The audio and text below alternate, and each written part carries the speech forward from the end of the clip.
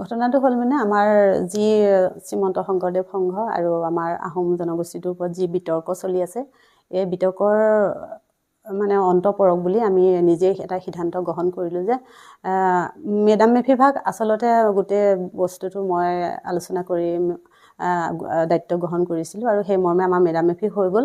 হৈ যোৱাৰ পাছত আমাৰ 14-15 দিনৰ পিছত এনেকুৱা এটা বিতৰ্কলৈ সোমাই পৰিলে। এই ক্ষেত্ৰত বৰ দুখিত হৈছোঁ, কাৰণ আগে পিছেও আমি মেডাম মেফি আয়োজন কৰি ফুৰিছিলোঁ, এনেকুৱা এটা ঘটনা ঘটা নাছিল।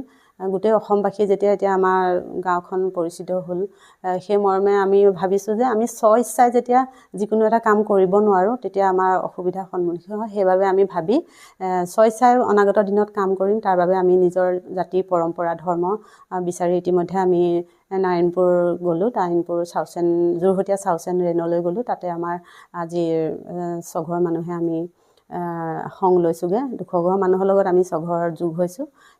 সেইখিনিয়ে আছিলে ক'বলৈ। আৰু মেইন কথাটো হ'ল কি, যাতে অনাগত দিনত আৰু জাতিটো লৈ যাতে কোনো এনেকুৱা ঘটনা আমাক নকয়, সেইখিনিয়ে কামনা কৰি ফুৰাৰ ওচৰত আশীৰ্বাদ বিচাৰি নিজৰ জাতিগত ধৰ্ম পালন কৰিম বুলি আজি দৃঢ় প্ৰতিজ্ঞ হৈছোঁ।